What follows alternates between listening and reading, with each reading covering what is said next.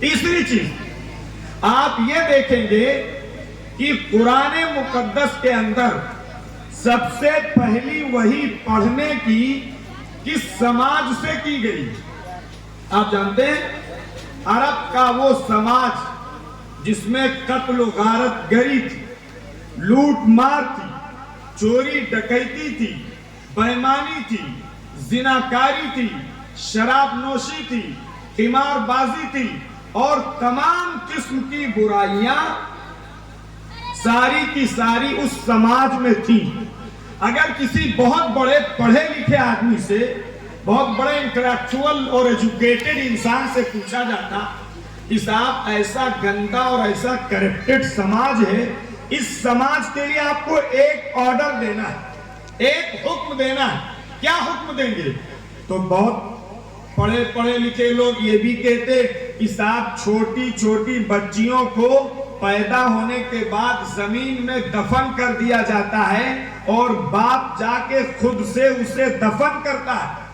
وہ وقت نہیں، ورنہ میں آپ کو سناتا آقا صلی اللہ علیہ وسلم کی خدمت میں صحابہ نے یہ واقعہ سنایا کہ میں نے اپنی بچی کو اپنے ہاتھوں سے دفن کیا، بچی چلاتی رہی، ابا ابا کہتی رہی، لیکن مجھے ترس نہ آیا، میں اس پر مٹی ڈالتا رہا اور وہ بیٹی ابا ابا کہتی رہی، آخرکار میں نے اس کو مٹی کے نیچے بند کر دیا۔ وہ صحابی بھی رو رہے ہیں، آقا صلی اللہ علیہ وسلم بھی رو رہے ہیں، سارے صحابہ رو رہے ہیں اور وہ اپنی سرگزشت وہ بیان کر رہے ہیں کہ میں اس طرح کا انسان تھا اور یہ عام بات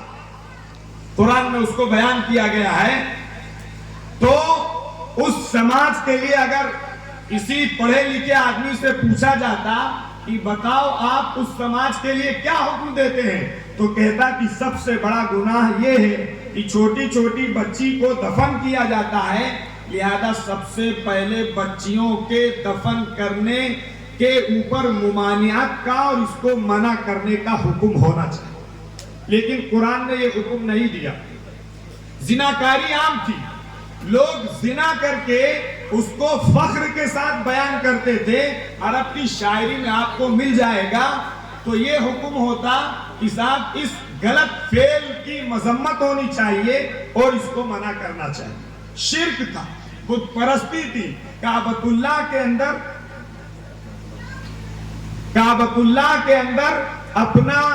اپنے وہ لوگ 360 بت رکھے ہوئے، اور شرک سب سے بڑا گناہ اللہ کے ساتھ کسی کو شریک کیا جائے، اللہ کی صفات میں، اللہ کی ذات میں کسی کو شریک کیا جائے، اس شرک کے گناہ کی خدا کی بارگاہ میں معافی نہیں ہے۔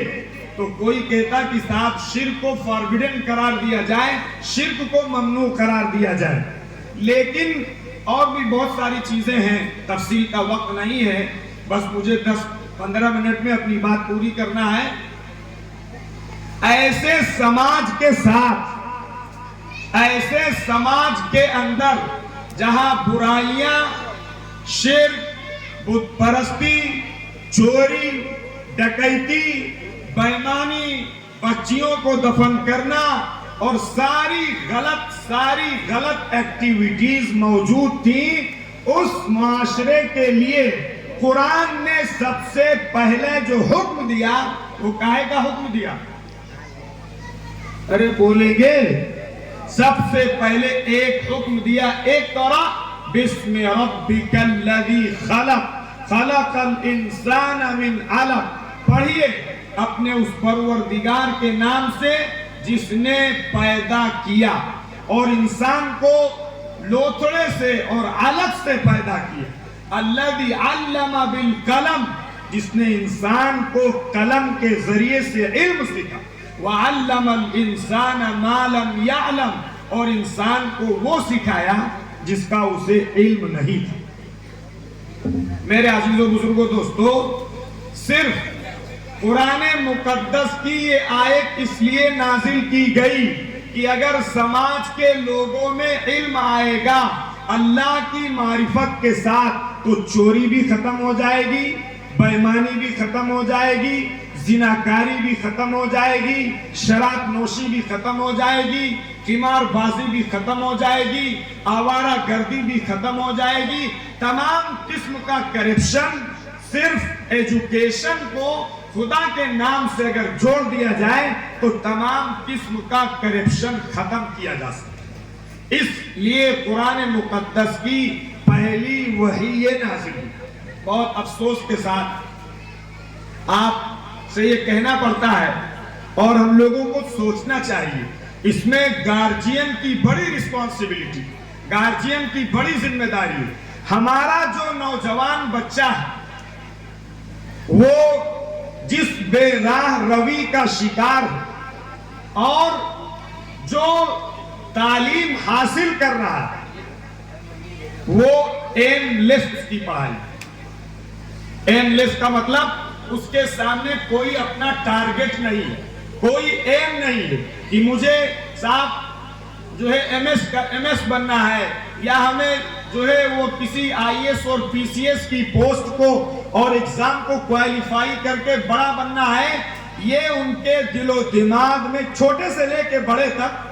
بہت سارے لوگ ہوں گے کمیونٹی میں جن کے ایم جو ہے وہ نیچے کے، کسی کے بڑے کے، کسی مڈل کلاس کے، لیکن ہماری کمیونٹی کا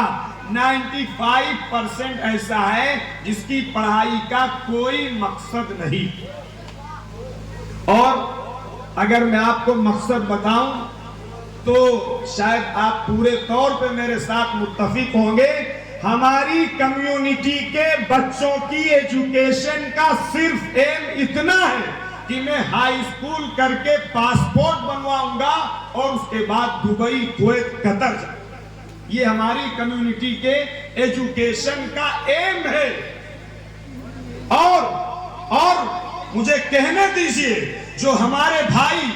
جو ہمارے عزیز، جو ہمارے دوست دبئی اور کویت اور قطر رہتے ہیں، آپ دیکھیے ان کے بچوں کا کیا حال ہے۔ انہوں نے اپنی پوری زندگی وہ وہاں سے کس طرح سے پیسے کماتے ہیں، کوشش کرتے ہیں، تگ-و-دو کرتے ہیں کہ ہمارا بچہ پڑھ جائے، ہمارا بچہ سنور جائے، ہمارا بچہ بن جائے، ہم اپنا پیٹ کاٹ لیں گے، ہم تھوڑے دن اپنے گھر سے پردیس میں رہ لیں گے، لیکن صاحب ایک بڑا موبائل اور ایک بائک اور اس کے بعد پھر اس کی آوارہ گردی اور اس کے بعد پھر وہ باپ جب لوٹ کے آتا ہے اپنی زندگی کا قریب حصہ دبئی اور کویت اور قطر کے اندر لگا کے جب آتا ہے تو اس کی اپنی پوری زندگی کی کمائی میں 2-4 ایسے بچے ملتے ہیں جو ہر وقت اس ماں اور اس باپ کے آنسو چھلکاتے رہے۔